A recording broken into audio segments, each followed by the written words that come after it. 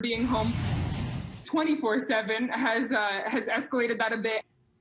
Like most Canadians, Bailey Sheets and Renato Pagnani have a little extra time on their hands. So this week, their family grew by one.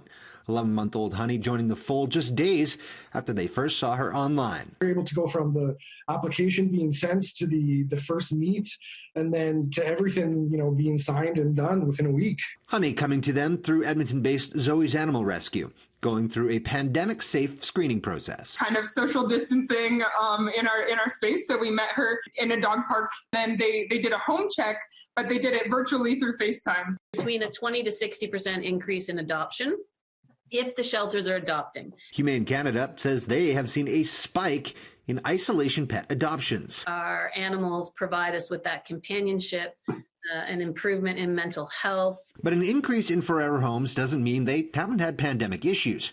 Many shelters have been leaning on the government, hoping for specific animal funding as their revenues dry up. For all those organizations that had spring fundraisers that really could bring in anywhere from 30 to 50% of their annual revenue, but that's not accounted for. So they might get 1 month of wage subsidy, but what about all the following months? Many shelters are also seeing increased demand for veterinarian or pet food bank services.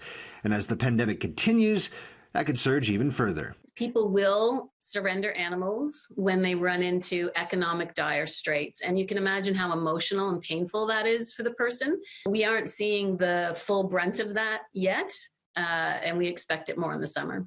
Relegated to online visits and posting a lot of photos on Instagram. For Bailey and Renato, their first day with Honey has been spent fielding calls from friends.